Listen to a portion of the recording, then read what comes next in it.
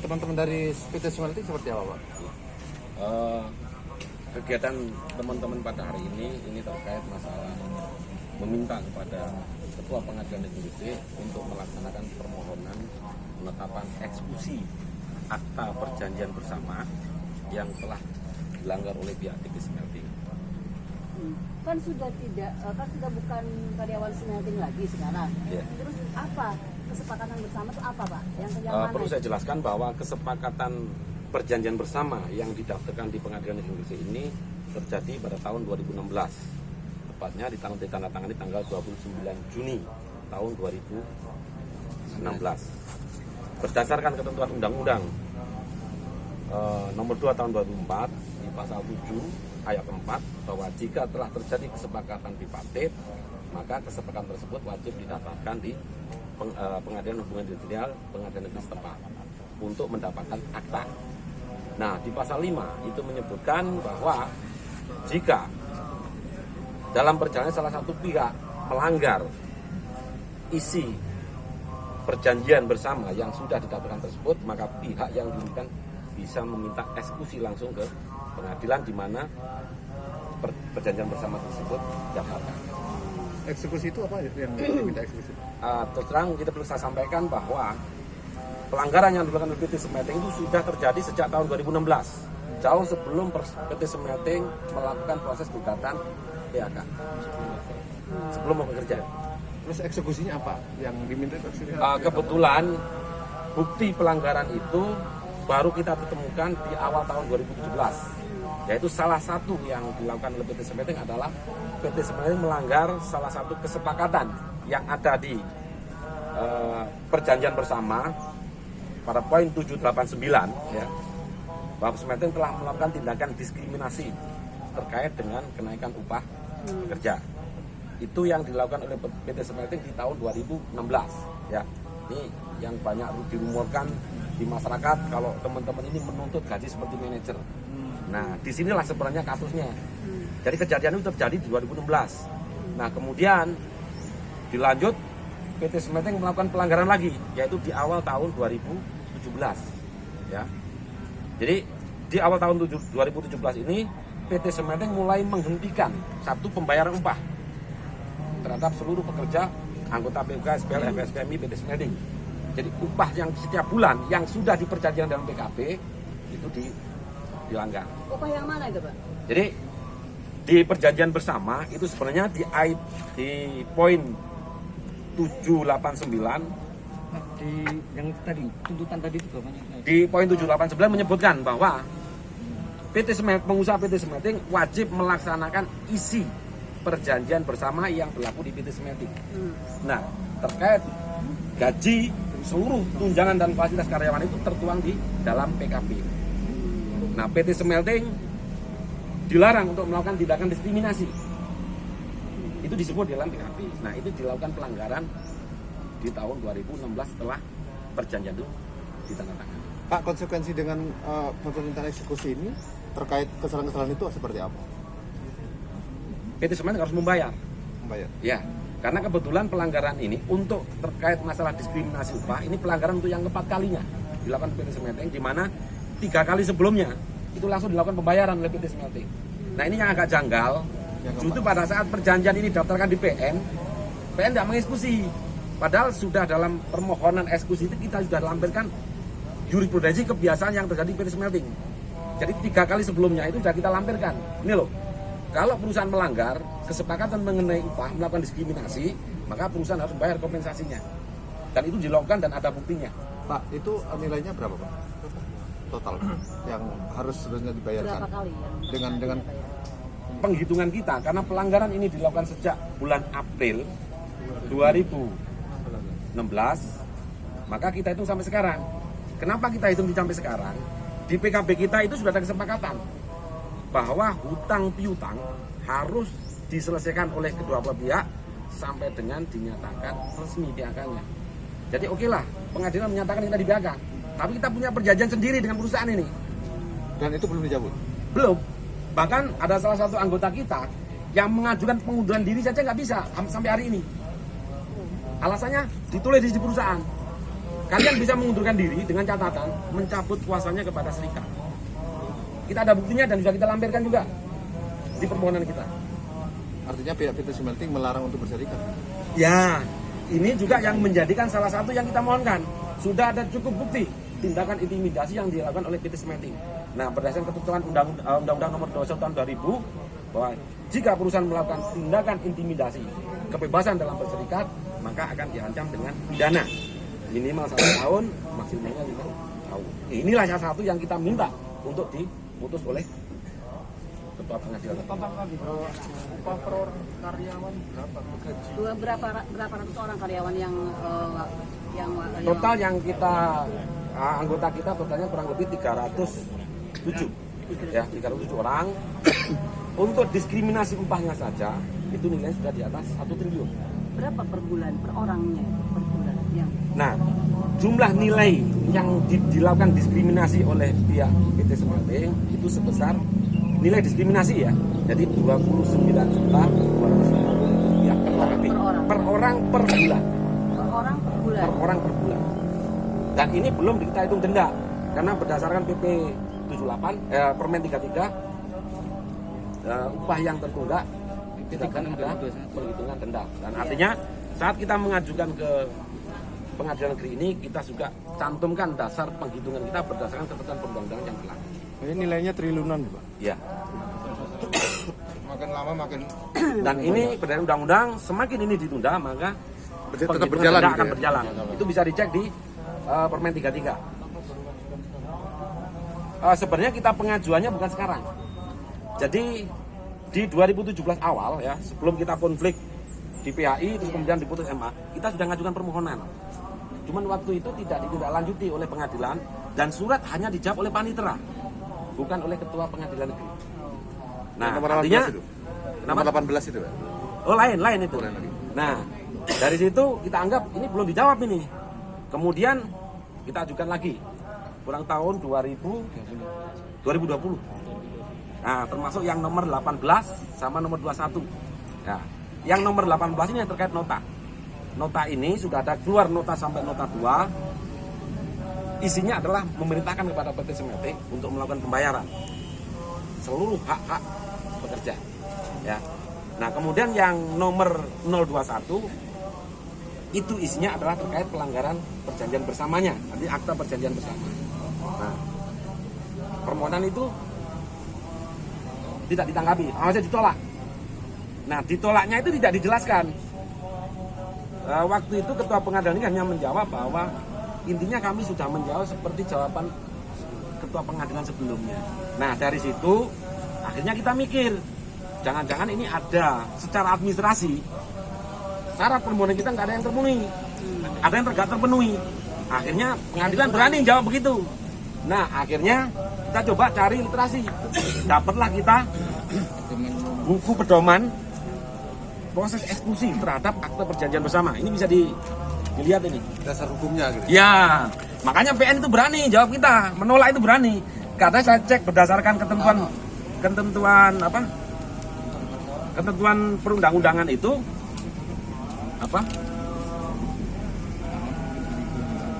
Oh ya, ke bawah ya. Jadi berdasarkan keputusan Dirjen Badan Peradilan Umum itu ternyata sudah diatur di situ prosedur permohonan eksekusi terhadap akta perjanjian bersama. ada ya? Ada. Nah, di situ ternyata harus dicantumkan satu. Pihak termohon, pihaknya harus ditulis. Pemohonnya harus ditulis, termohon ditulis, kemudian diceritakan kronologinya, kemudian dilampirkan bukti aktenya. Nah, kemudian ditambah lagi keterangan. Nah, selama ini kenapa PN berani nolak? Karena ternyata kita pada saat mengajukan permohonan tidak sesuai dengan prosedur ini. Tapi sudah pengajuan lagi. Nah, saat inilah kemarin bulan tanggal 21 April, tertanggal 21 April itu kita ajukan. Kita dapat tanda terima di tanggal 22 April. Ini buktinya ya. Nah, ini. Jadi enggak, maksudnya ini biar tahu ini. Ini. Bentar. Kita nanti terima. Tanda terimanya ya. Buka tidak. Ini stempel PN. Ini yang terang. Ya. permohonan kita, ini surat pengantarnya ya. Jadi permohonan kita yang tertulis nomornya 025 SM. Ini hanya SP, ini adalah surat pengantar untuk permohonan. Nah, jadi Mungkin bukan nah ini permohonan kita ini. Ini tanda terimanya ini. Nah, kita sudah tulis pihak-pihaknya. Sudah masuk ya ini? Sudah. Ini 22 April. ini 21 Tanda terimanya ini. Tanda terimanya. Ya. Lalu tindak lanjutnya? Nah, berdasarkan ketentuan yang saya baca di keputusan Direktur pada Dirjen Badilu, ini sudah ada ketentuan. Proses penelaahan terhadap permohonan adalah 17 hari. Harus diberikan ke kita. Sama hitung. Tanda terimanya 22 April. Iya. Sekarang kita berapa hari? Juli. Ya. Lebih dari 17. Ya, jauh dari 17 hari. Bulan kemarin, kurang lebih hari tanggal berapa kita? 15 Juni juga. 15 Juni saya datang ke PN untuk menanyakan ini. Tanggal 22 Pak. Tanggal 22. 23. Ternyata ketua pengadilan tidak bersedia menemui saya. Yang menemui waktu itu hanya Panmut PAI. Pada saat kita tanya, nggak mau jawab, ngeles terus.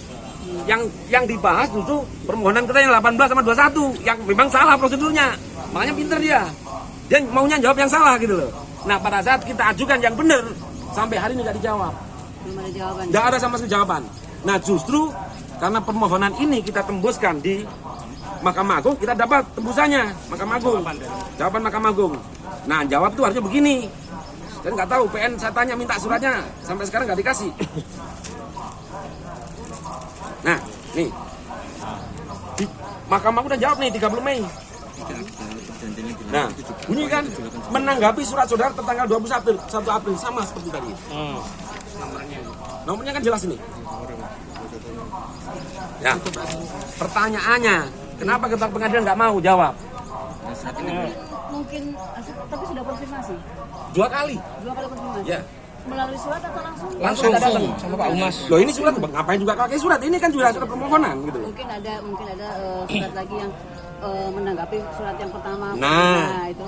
Logika hukumnya kalau nanti bikin surat lagi nanti dihitung udah yang pertama. Oh iya. 17 harinya jadi gugur. Ini Ya, kita jangan bermain akte- bukan begitu. akta perjanjian yang dilanggar. Nah, ini akte dan perjanjiannya, ini poin-poinnya. jelas ya. Ini yang tanda tangan ini ya. PN nggak mau ngeluarin ini. Nah, ini perjanjiannya. Ini nomor aktenya. Coba.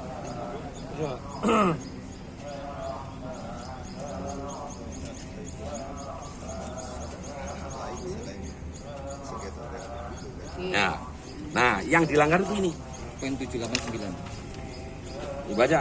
Nih, Oke, stop dulu. ini yang tanda tangan coba di ini aja ya. Ini langsung saya dengan presidirnya smelting.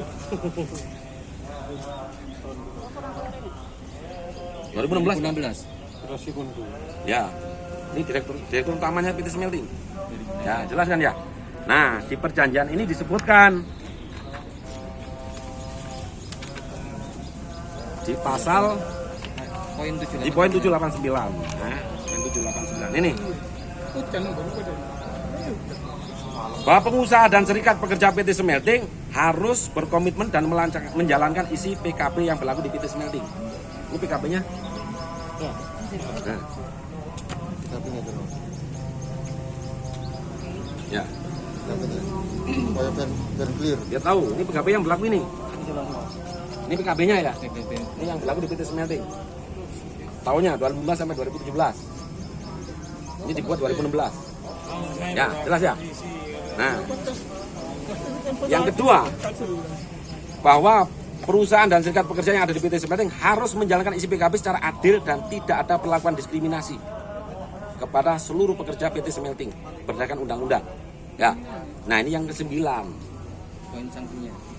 Bahwa pengusaha PT Smelting siap untuk menerima konsekuensi yang diatur dalam PKB maupun perundangan yang berlaku apabila perusahaan melanggar isi PKB atau berlaku diskriminatif kepada pekerja buruh sebagaimana yang dijelaskan di poin 789. Nah, sejak bulan Februari semua isi PKB ini tidak dilaksanakan oleh PT Smelting per bulan Februari semua. Makanya ini yang kita minta eksekusi. Jadi kalau mungkin rumornya humasnya PN bilang, lo kalian sudah di PHK, lo PHK-nya kapan? putusan Mahkamah Agung baru keluar 2018. Pelanggaran ini sudah terjadi di 2016-2017. Nah, ada jurisprudensi putusan MK ya. Putusan MK nomor 10 ya.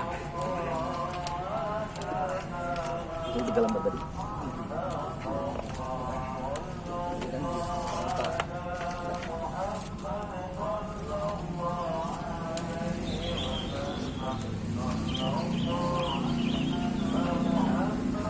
Nah, di putusan MK ini sudah jelaskan ya. Ini putusan Mahkamah Konstitusi.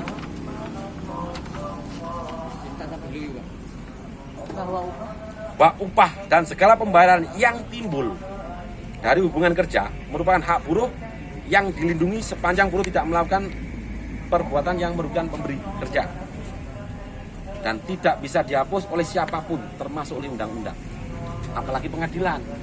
Pengadilan itu memutus perkara berdasarkan undang-undang. Nah ini undang-undangnya nggak bisa menghapus, sedangkan hak kita sudah timbul sejak 2016. Makanya ini kita minta. Nah kalau itu dihubungkan dengan urusan PHK kita ya nggak nyambung, nggak ada hubungannya.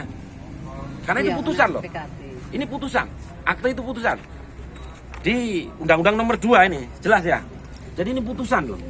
Jadi artinya dengan ketua pengadilan tidak melaksanakan ini, dia sudah melanggar undang-undang dia.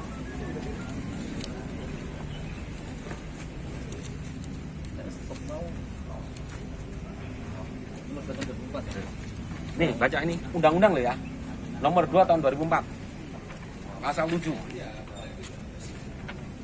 Nih, baca ayat 5. Bila perjanjian pertama Dasar hukum tuntutan kita di pasal 7 ayat 5. Baca Pak, Ya, baca kan? keras Pak. dapat penetapan eksekusi. Baca yang keras Pak. Dibaca yang nggak keras Pak. Biar jelas ini. Biar stafnya PN juga dengar. Jelas kan? Undang-undang loh ini. Nah, di PB sendiri, teman baca, dia juga ngakui bikin begini. Nih. Berdasarkan ayat 7, jelas kan? Nyambung kan? Dia mau bikin tapi bikin giliran eksekusi nggak mau, tapi bikinnya mau. Nah ini kan nggak bener ini. Ini kan penyalahgunaan pemenang. Jelas ya? Dasar bikinnya ini, itu dasarnya ini. Giliran masuk ke pasal 5-nya, Ayat 5. ayat 5-nya, nggak mau.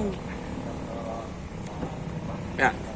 Nah kita juga punya jurisprudensi. Nah kemarin saya dengar dari teman-teman, katanya penjelasan humas suruh arahnya digugat ke PHI.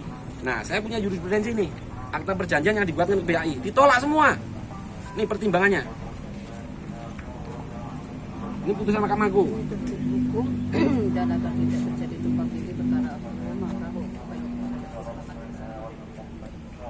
Oh iya. Ya, hanya bisa dilakukan dengan eksekusi. Nah, kemarin setiap kali ketemu humas, makanya kita nggak ketemu Mas. Karena humas bilangnya, gugat ke PHI, lo ngawur juga dia. Ini putusan PHI-nya, ini Mahkamah Agungnya juga sama, menguatkan dia. Sama ini. Ini kan, nih, ini putusan Mahkamah Agung, ini mengutip putusan PHI-nya. Menguatkan putusan PHI. Nah, terus putusan Mahkamah menguatkan ini. Sebenarnya bulat ya di situ-situ aja. Ya, jelas kan ini, baca. Intinya, upaya hukum yang bisa dilakukan terhadap pelanggaran akta perjanjian itu hanya eksekusi, tidak bisa dilakukan melalui gugatan. Dan akta ini tidak bisa dibanding, karena itu putusan ingkrah. Berarti tidak tidak bisa melalui gugatan ya? Nggak bisa, karena sudah putusan. Makanya dia tadi bilang pemahamannya gini, supaya tertib hukum. Karena apa? Kalau digugatkan nanti melanggar undang-undang tadi itu. Ya, undang-undang ini. Pasal. Lah buat apa dibuat pasal ayat 5-nya?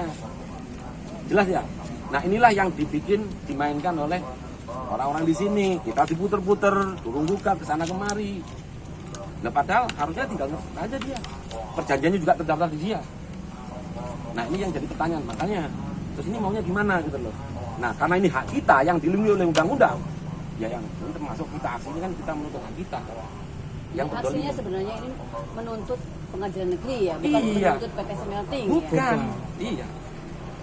Nah pertanyaannya kok kesannya ini PT Semelting apa pengadilan jadi pelindungnya? Iya kan? Nah ini makanya pertanyaan ada apa ini dengan pengadilan negeri Gresik sekarang? Kan kesannya begitu. Padahal sebelum-sebelumnya kalau melanggar, jadi kita ada jurisprudensi yang kita juga lampirkan. Jadi pernah di PT Semeting itu security kan golongan 1. Nah tiba-tiba di PKB. Di akta ini juga ada Pak. Nah ini, Depan pelanggarannya. Di poin pertama. ini kan. Jadi gara-gara security itu dipindahkan di staf, tapi gajinya tambahin 2 juta. Nah itu kan melanggar PKB tadi isinya. Kita bipartitkan, timbullah kesepakatan. Akhirnya apa? Security dikembalikan ke bagian security, tidak boleh di bagian staf. Kalau mau dipanggil di bagian staf, maka 2 jutanya harus hilang. Akibat dari pelanggaran perusahaan itu, perusahaan bayar. Nih, hitung. Perusahaan akan membayar kontribusi 80 juta per orang. 18 juta per orang loh ini. Langsung dibayar loh. Nah, cuman bedanya sekarang pelanggaran jumlahnya per orang 29.250.000 per bulan per orang, dikalikan sampai sekarang. Cuman jangan hitung sendiri. Ini belum hitung denda loh. Nah, ya nggak ngeluh sih, dihitung bisa kok. Karena rumusnya ada. Mayoritas pekerja apa? Kalkulatornya nggak cukup. Error. Oh, semua plan ini ada. Semua ada plan. produksi, ada maintenance, semua plan ada ini. Semua ya? Semua Ya, ya? semua. Terakhir Pak, Ya. harapannya nih Pak, setelah aksi ini aksi akan berjalan sampai hari Terus sampai PN melaksanakan. Oh bukan 2 hari itu, bukan? Sampai terus? Sampai terus, karena ini hak kita. Hanya ini salah satu cara prosedur. Di samping kita juga akan melakukan upaya yang lain. Karena ada tindakan ketua pengadilan. Upaya yang tidak- lain seperti? Ya nanti adalah di prosedur proses di peradilan kan ada. Tetap itu akan kita upayakan. Jadi ini bukan dari tanggal 6 sampai tanggal 7, tetapi terus Ada proses berlanjut nanti. Tapi tentunya kita tetap akan gunakan prosedur sesuai dengan perundang-undangan yang berlaku. harapannya Pak, terakhir. Ketua pengadilan melaksanakan permohonan eksekusi kita. Lagi. Karena dasar hukumnya sudah jelas. Ya jelas kalau ada berita di sana dihubungkan dengan lo kalian jadi pihak, nggak ada hubungannya. Ini putusan. Putusan ini lebih dulu ada daripada putusan Mahkamah Agung.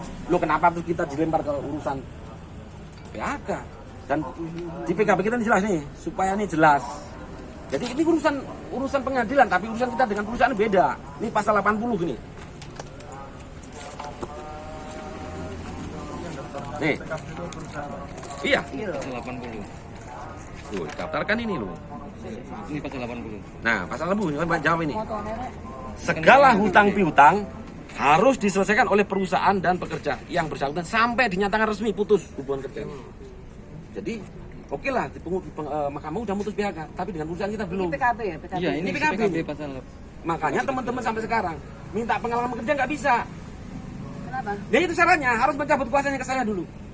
Oh. Karena setelah itu hubungan kerjanya masih ada. Ini contohnya, saksinya ada sekarang di sini. Dia nggak bisa, sampai hari ini nggak bisa. Dia bahkan minta mengundurkan diri supaya dapat panggilan kerja untuk pindah kerja. Nggak bisa.